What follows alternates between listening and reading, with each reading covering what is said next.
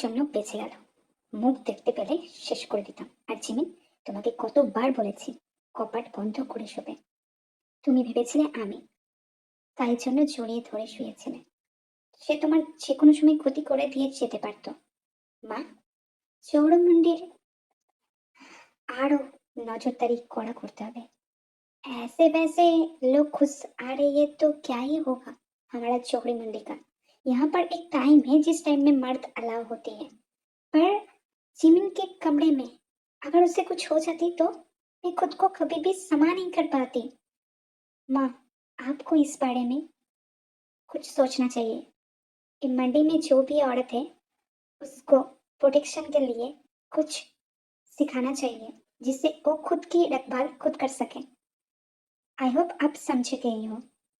और यहाँ पर जो भी लोग हैं उस कमरे में भी लोग भेजिए, सब ठीक है या नहीं हमें देखना पड़ेगा।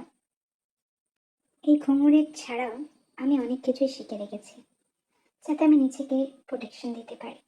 কিন্তু জৌহরি মন্ডিতে অনেক মেয়েই আছে যারা সবটা জানে না। দুনিয়াটা কতটা জঘন্য মেয়েদের জন্য সেটা অনেক নারীর থেকেই এখনো অগোচরে। মাকে দেখেছি কত আদরে সযত্নে প্রত্যেকটা মেয়েকে বড় করতে। মা কোনো ডোনেশনও নেয় না। মা আমাদের কিছু জিনিস থেকে এই পয়সা কামিয়ে এদেরকে দেখভাল করে। হ্যাঁ, একটা নাচের টিমও আছে আমার, যারা এখানে ওখানে গিয়ে নাচ করে। সেই টাকা থেকে একটা ডোনেশন এই জহরি মন্ডিতেও আসে। আমার ছোটবেলা থেকে নাচ করার শখ। ঘুঙুর আমাকে বাঁচিয়ে রেখেছে, আর কত্থকের চক্র আমাকে শান্তি দেয়। কত্থক ডান্স আমি খুব ছোটকালে শিখেছিলাম।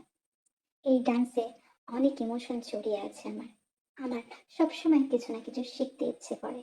কিন্তু চৌড়ি মান্ডিতে মেয়েদের জীবনটা অন্যরকম। আমি খুশি হয়েছিলাম যখন আমার মা এদেরকে সবকিছু শেখাতে শুরু করেছিল।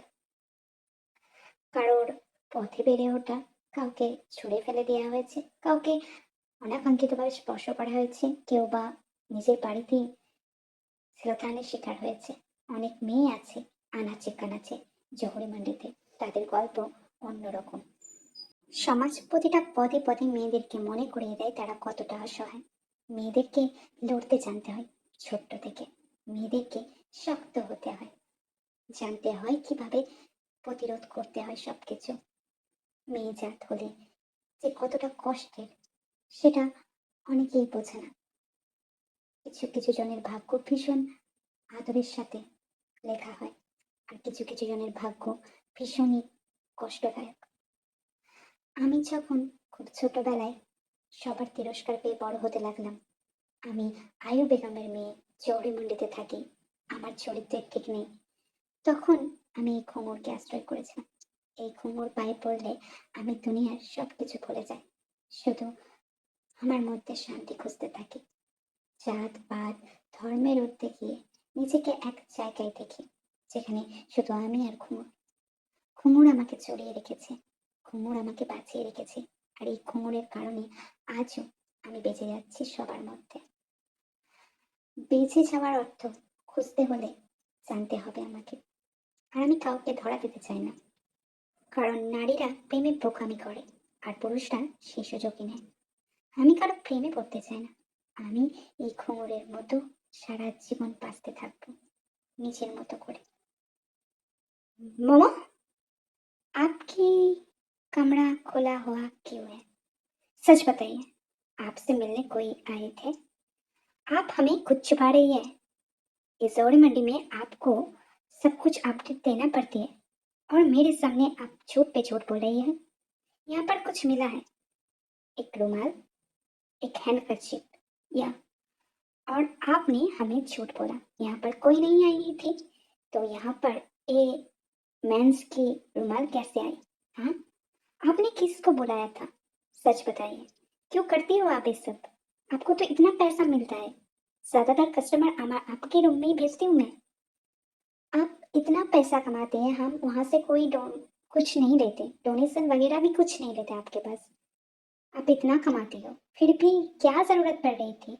हम जब नहीं थे यहाँ पर, आप किसी गैर मर्द को घुसा के ये सब कर नहीं सकते।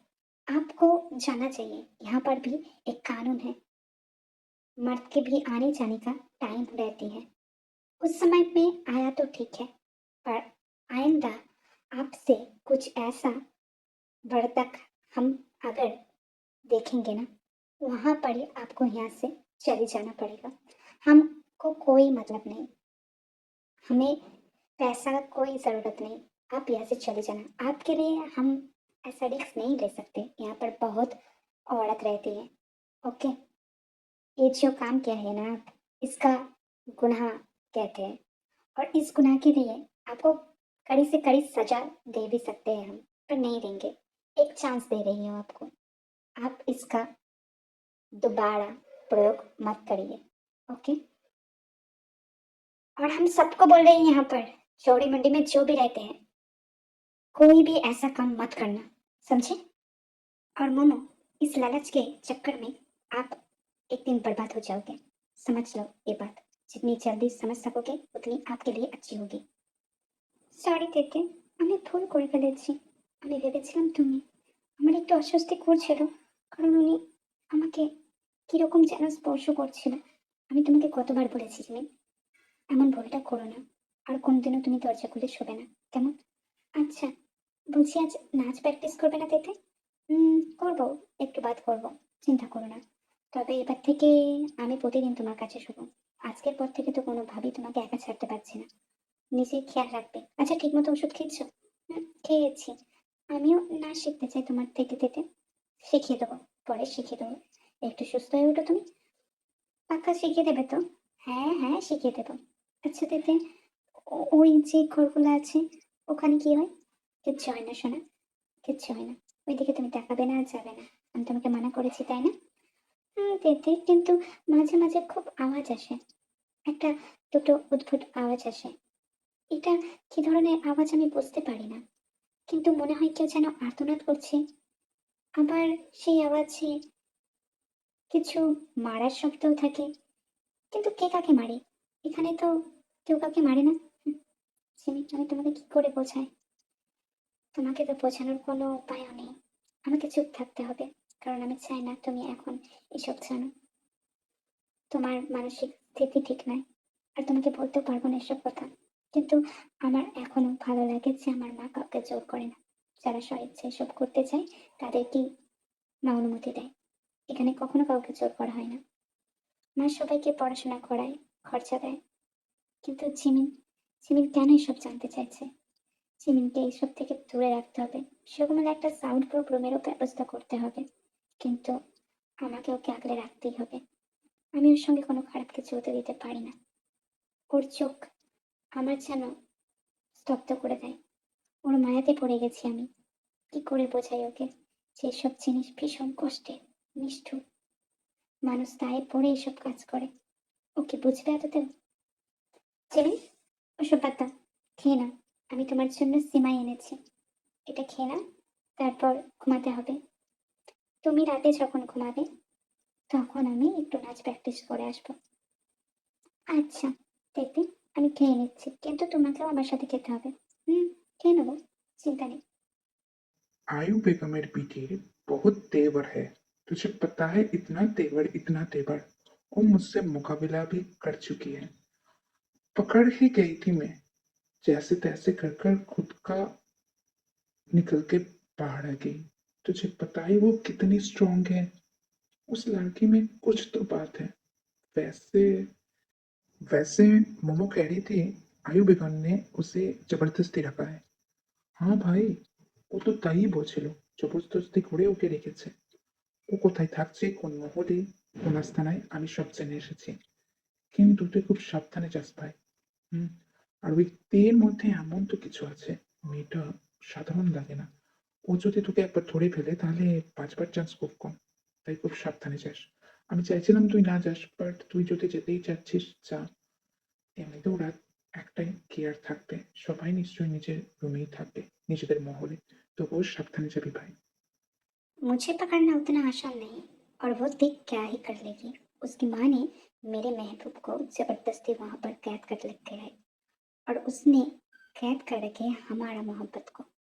इतनी जरूरत, मैं इतना बड़ा सीईओ हूँ, उसके साथ साथ एक माफिया भी हूँ, अंडरग्राउंड। मैं देख लूंगी।